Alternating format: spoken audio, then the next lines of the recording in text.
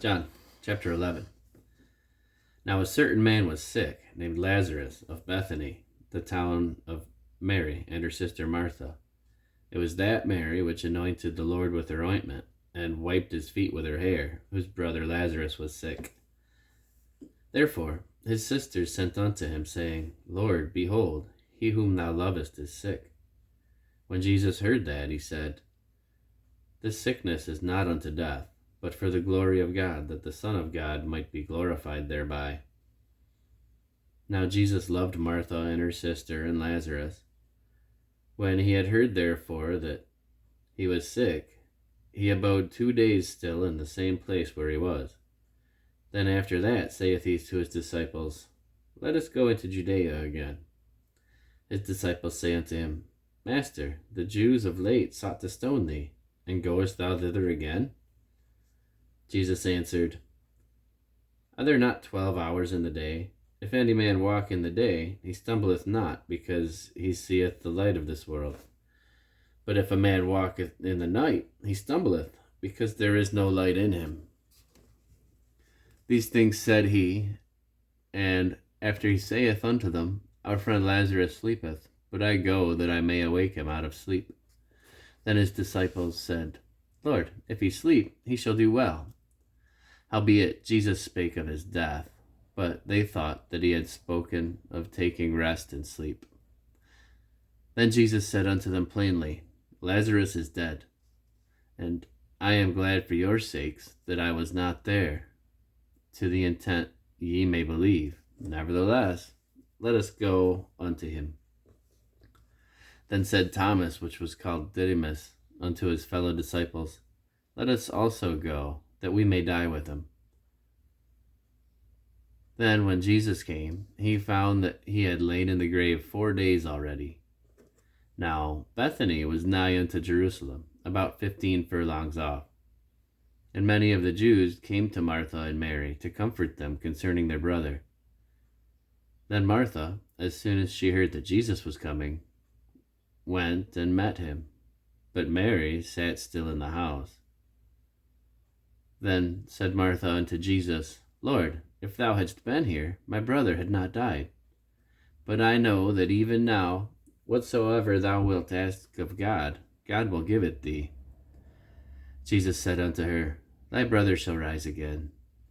Martha saith unto him, I know that he shall rise again on the resurrection at the last day.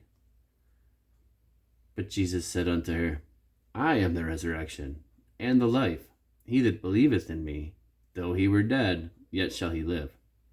And whosoever liveth and believeth in me shall never die. Believest thou this? She saith unto him, Yea, Lord, I believe that thou art the Christ, the Son of God, which should come into the world. And when she had so said, she went her way, and called Mary her sister secretly, saying, The Master is come, and calleth for thee. As soon as she heard that, she arose quickly, and came to Jesus. Now Jesus was not yet come into the town, but was in that place where Martha met him.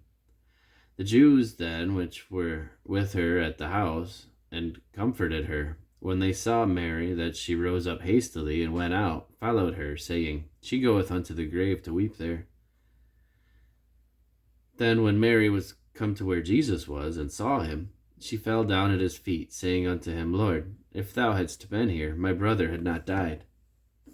When Jesus therefore saw her weeping, and the Jews also weeping, which came with her, he groaned in the spirit, and was troubled, and said, Where have ye laid him? They said unto him, Lord, come and see. Jesus wept. Then said the Jews, Behold how he loved him. And some of them said, Could not this man, which opened the eyes of the blind, have caused that even this man should not have died? Jesus therefore, again groaning himself, cometh to the grave. It was a cave, and a stone lay upon it. So Jesus said, Take ye away the stone. Martha, the sister of him that was dead, saith unto him, Lord, by this time he stinketh, for he hath been dead 4 days. Jesus saith unto her, Said I not unto thee that if thou wouldest believe, thou shouldest see the glory of God? Then they took away the stone from the place where the dead was laid. And Jesus lifted up his eyes and said, Father, I thank thee that thou hast heard me. And I knew that thou hearest me always, but because of the people which stand by I said it, that they may believe that thou hast sent me. And when he had thus spoken, he cried with a loud voice, Lazarus, come forth. And he that was dead came forth, bound hand and foot with grave clothes, and his face was bound about with a napkin. Jesus saith unto them, Loose him, and let him go. Then many of the Jews which came to Mary, and had seen the things which Jesus did, believed on him. But some of them went their ways to the Pharisees, and told them what things Jesus had done. Then gathered the chief priests and the Pharisees a council, and said, What do we? For this man doeth many miracles. If we let him alone, all men will believe on him, and the Romans shall come and take away both our place and nation. And one of them, named Caiaphas, being the high priest that same year, said unto them, Ye know nothing at all, nor consider that it is expedient for us that one man should die for the people, and that the whole nation perish not. And this spake he not of himself, but being high priest that year, he prophesied that Jesus should die for that nation, and not for that nation only, but that also he should gather together in one the children of God that were scattered abroad.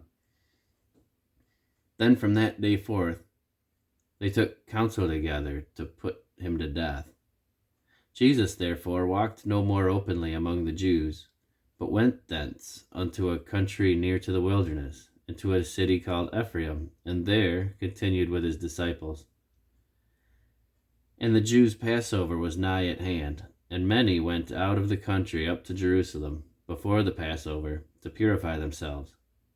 Then sought they for Jesus, and spake among themselves as they stood in the temple, What think ye, that he will not come to the feast? Now both the chief priests and the Pharisees had given a commandment that, if any man knew where he were, he should show it, that they might take him.